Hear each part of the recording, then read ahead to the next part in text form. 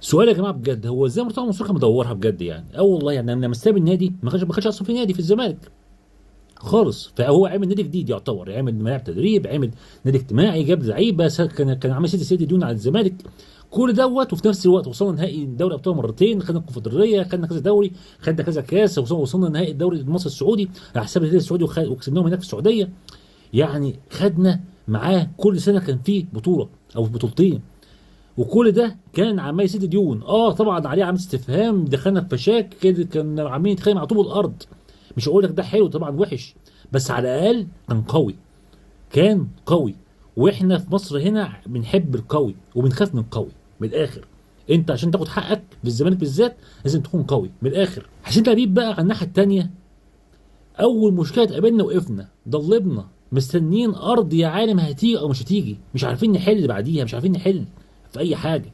طب افرض يا عم مفيش ارض، هنقف كده؟ هنستنى الدنيا عامله ازاي؟